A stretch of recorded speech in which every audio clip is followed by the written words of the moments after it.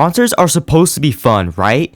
Like sing your heart out, lose your voice, maybe cry when your fave says I love you from 3 miles away. Yeah, not these concerts. These concerts said, let's turn the aux cord into a life or death experience. Bro, people came to vibe and left needing a CPR tutorial. We're talking chaos, trauma, lightning, and Travis Scott thinking it's Fortnite Live Event Season 5. So grab your overpriced water and your emotional support hoodie. This is worst concerts ever, aka why I'm staying home with my AirPods. First we got Astroworld, sicko mode. Bro, try survival mode. Astroworld 2021 looked hype at first. Lasers, flames, 50,000 people jumping. But then the pit said, what if we all suffocate together? It was pure chaos. As Travis Scott took the stage, the crowd surged forward. Bodies packed so tightly that people couldn't move, breathe, or escape. Some collapsed, others screamed for help, but the music didn't stop. Fans say they saw people begging to stop the show. One even climbed a cameraman's platform, yelling that someone was dying. Still, the concert kept going. By the end of the night, 10 people were dead. Hundreds more were injured. The youngest victim, just 9 years old. And the most chilling part, it was all streamed live. Travis was still on the stage yelling, y'all ready? Ready for what, bro? The afterlife? 10 people gone, hundreds hurt, pure nightmare. This wasn't a mosh pit. This was Hunger Games with bass drops.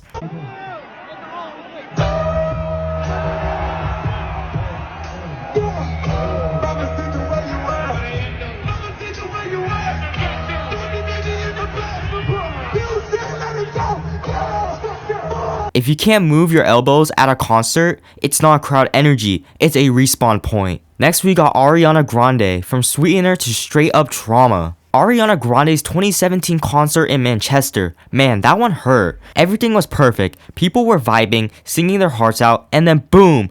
Let's talk about the Ariana Grande concert incident.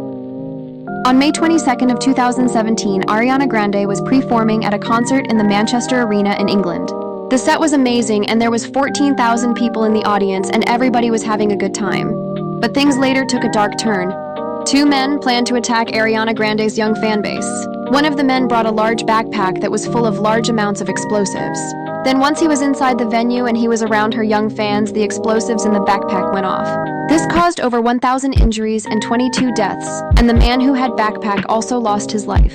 The other man was his brother, and he was caught and got sentenced to 55 years behind bar. It turned dark real quick. A literal bomb outside. 22 fans gone. Ariana was shattered, canceled the tour, came back later with that One Love concert, and had everyone sobbing. Ariana was devastated and traumatized, but she helped the people who were injured and visited them in the hospital. Stay safe. She's stronger than half of us combined. Like, imagine going from singing Into You to dealing with that. Bro, she's a queen for coming back. No jokes here, just respect. The Seoul Halloween crowd crush, IRL lag. Halloween 22 in Seoul looked like the biggest party ever. DJs, lights, fits on point. Until it turned into a horror movie IRL. Over 100,000 people packed into one alley. Bro, one alley. It went from Squid Game to Squeeze Game. Did you guys know that more than 150 people lost their lives during a Halloween celebration in South Korea? This happened on October 29th in the city of Seoul when 100,000 people gathered on the street to celebrate Halloween, and all of a sudden, people started falling down this steep hill. It's still unclear what triggered people to fall down the hill, but witnesses said that they saw people getting crushed, suffocated, and stomped to death. Not only did more than 150 people lose their lives, but 133 people were injured, and more than 80% of the people that lost their lives were in their 20s and 30s, and at least 4 people were teenagers. People literally got stuck, couldn't move, couldn't breathe. The scariest part, the music kept playing. So this is the little street that was packed, and this is where people lost their lives. You can see how small and confined it is. This was the first public celebration in Seoul in 3 years after lifting COVID restrictions, and people said that this event is usually packed, but this year was the most packed they've ever seen. An Australian man who survived this tragedy said that he saw as his friends slowly died, and that many people were laughing, filming, and were watching others get crushed. Like, imagine you're in panic mode and the DJ's still dropping house beats. Nah, I would have rage quit life right there. Next is the Billie Eilish paramedic, but make it pop star. Billie Eilish was performing in London and her fans started dropping like Sims. Bro, it was 100 degrees in there. Lights flashing, no air, people were folding. And Billie just stopped mid-song like, hold up, stop, give them water. Is that okay? Are we good here? Hold on, I got you. You need an inhaler. Do we have an inhaler? Can we just grab one?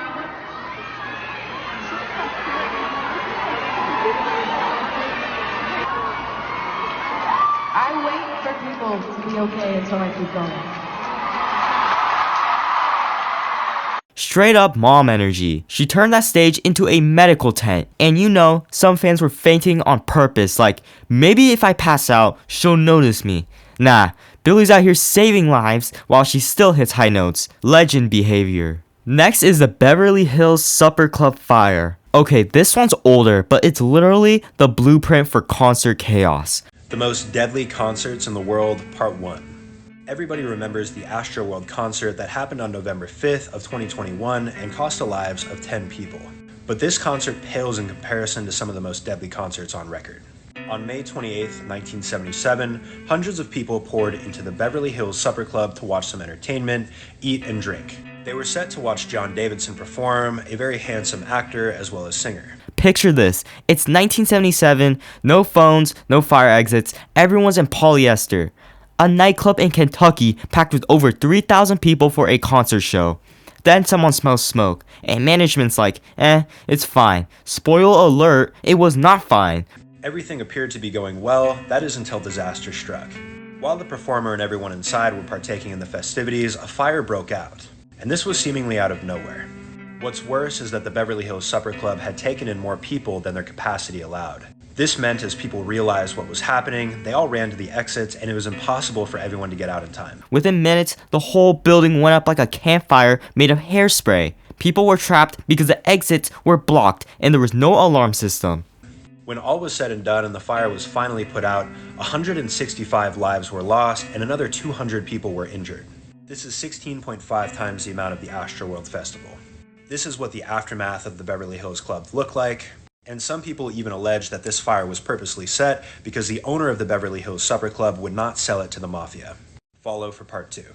The kicker? The band kept playing because they thought it was part of the light show. Bro, imagine you're shredding guitar and someone yells, fire, and you're like, yeah, that solo was fire. But for real? This one changed safety laws for every concert and club in America. So next time you see those boring exit signs glowing in red in a venue, thank the 1977 chaos for that. So yeah, concerts are supposed to be good vibes.